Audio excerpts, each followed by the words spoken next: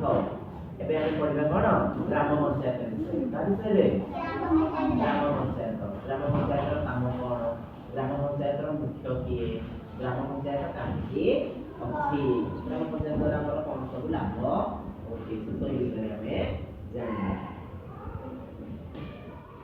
ଆମେ ସବୁ କୋଉଠି ବାସ କରୁଛେ, ସମସ୍ତେ ନିଜ ନିଜ ଗାଁରେ ବାସ କରୁଛନ୍ତି ନା ନାହିଁ, ସମସ୍ତଙ୍କର ନିଜ ନିଜର ଗୋଟେ ଗୋଟେ ଗାଁ ଅଛି ନା ନାହିଁ, ଆମେ ସେଇ ଗାଁରେ ହିଁ ବାସ କରୁଛେ।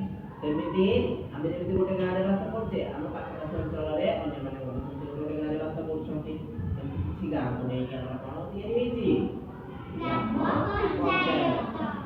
କିଛି ଛୋଟ ବଡ ଗାଁକୁ ମିଶେଇକି ଆମର କଣ ତିଆରି ହୁଏ, ଗ୍ରାମ ପଞ୍ଚାୟତ ତିଆରି ହୁଏ। ଆଚ୍ଛା କହିଲେ ତମର ଗ୍ରାମ ପଞ୍ଚାୟତର ନାଁ କଣ?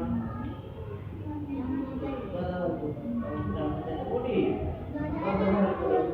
ସେମିତି ଗଦଧରପୁର ମଧ୍ୟ କଣ ଅଛି, ଗଦଧରପୁର ଗ୍ରାମ ପଞ୍ଚାୟତ ଅନ୍ୟ କିଛି ଛୋଟ ଛୋଟ ଗ୍ରାମକୁ ନେଇକି ଗଦଧରପୁର ଗ୍ରାମ ପଞ୍ଚାୟତ ଗଠନ ହେଇଛି।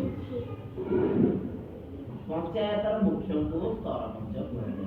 ପଞ୍ଚାୟତର ମୁଖ୍ୟଙ୍କୁ କଣ କୁହାଯାଏ, ସରପଞ୍ଚ।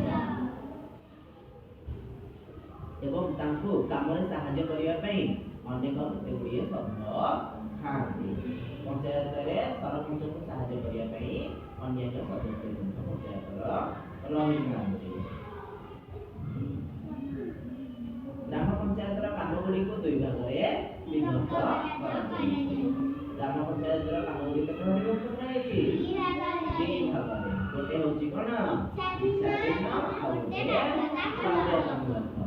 ଇଚ୍ଛାଧୀନ କଣ, ଯୋଉଟା ଗ୍ରାମ ପଞ୍ଚାୟତ ବା ସରପଞ୍ଚ ଏବଂ ଅନ୍ୟାନ୍ୟ ସଦସ୍ୟ ଯୋଉ ନିଷ୍ପତ୍ତି ନେବେ ସେଇଟା ତାଙ୍କ ଇଚ୍ଛା ଅନୁସାରେ ନେବେ, ହୁଏତ ସେଇଟା ସେ କରିପାରନ୍ତି, ହୁଏତ ସେ ନ କରିପାରନ୍ତି, ତାଙ୍କ ଇଚ୍ଛା ଅନୁସାରେ ସେ ଯୋଉ କାର୍ଯ୍ୟଟା କରିପାରୁଥିବେ ସେଇଟା ହଉଛି କଣ ଇଚ୍ଛାଧୀନ କାର୍ଯ୍ୟ। ଆଉ ଗୋଟେ ହେଲା କଣ ବାଧ୍ୟତାମୂଳକ କାର୍ଯ୍ୟ, ଯୋଉ କାର୍ଯ୍ୟଟା ସେମାନଙ୍କୁ କରିବା ପାଇଁ ପଡିବ, ସେଇଟା ନିହାତି ବାଧ୍ୟ, ସେମାନେ ସେଇଟା ନିହାତି କରିବା ଆବଶ୍ୟକ, ସେଇଟା ସେ ମଧ୍ୟ କରିବେ, ସେଇଟା ହଉଛି କଣ ବାଧ୍ୟତାମୂଳକ ହେଲା। ତାହେଲେ ଇଚ୍ଛାଧୀନ ଆଉ ବାଧ୍ୟତାମୂଳକ ଜାଣିପାରିଲ। ଗାଁର ସ୍ୱାସ୍ଥ୍ୟ, ଶିକ୍ଷା, ରାସ୍ତାଘାଟ, ପାଣି, ଆଲୋକ ଏବଂ ସଫସୁତୁରା ରଖିବା ହେଉଛି ଗ୍ରାମ ପଞ୍ଚାୟତର କାମ। ଗ୍ରାମ ପଞ୍ଚାୟତର କାମ କଣ କଣ, ଆଲୁଅ ସଫସୁତୁରା କରିବେ, ରାସ୍ତାଘାଟ, ଗାଁର ସ୍ୱାସ୍ଥ୍ୟ ବ୍ୟବସ୍ଥା, ଶିକ୍ଷା ଏସବୁର ବ୍ୟବସ୍ଥାକୁ ସେ ଠିକ୍ ଭାବରେ ଦେଖିବେ, ସବୁ ଗାଁରେ ଠିକ୍ ଭାବରେ ଚାଲିଛି ନା ନାହିଁ, ଏହା ସବୁ କାହାର କାମ, ଗ୍ରାମ ପଞ୍ଚାୟତର କାମ। ଯଦି ଗାଁ ଭିତରେ କେବେ କଳିକଜିଆ ହୁଏ କିମ୍ବା ଗଣ୍ଡଗୋଳ ହୁଏ, ତାର ମଧ୍ୟ ସମାଧାନ କୋଉଠି ହୁଏ, ଗ୍ରାମ ପଞ୍ଚାୟତରେ ହୋଇଥାଏ। ଗ୍ରାମ ପଞ୍ଚାୟତରେ କଣ ହୁଏ, ଯଦି ଗାଁରେ କିଛି ବି ଗଣ୍ଡଗୋଳ ଆରମ୍ଭ ହେଲା, କିଛି ବି ତ୍ରୁଟି ହେଲା, ତାକୁ ଆଗ କିଏ ସମାଧାନ କରିବ, ଗ୍ରାମ ପଞ୍ଚାୟତରେ ଏହାର ସମାଧାନ କରାଯିବ ହେଲା। ଗ୍ରାମ ପଞ୍ଚାୟତର ଏସବୁ କାମ ରହିଥାଏ। ଯଦି କୌଣସି ଗ୍ରାମରେ ଆମର କଣ ନଳକୂପ ନଥିବ, ଲୋକ ପାଣି ପିଇବା ପାଇଁ ଅସୁବିଧାରେ ପଡୁଥିବେ, ତାହେଲେ ସେସବୁର ସମାଧାନ କିଏ କରିବ, ଗ୍ରାମ ପଞ୍ଚାୟତ। କୌଣସି ବିଦ୍ୟାଳୟରେ କଣ, କୌଣସି ଗାଁରେ ଯଦି ବିଦ୍ୟାଳୟ ନଥିବ, ପିଲାମାନେ ପାଠ ପଢି ପାରିବେ କି ଭଲରେ, କହିପାରିବେ ନାହିଁ, ତ ତାର ମଧ୍ୟ ବ୍ୟବସ୍ଥା କିଏ କରିବ, ଗ୍ରାମ ପଞ୍ଚାୟତ।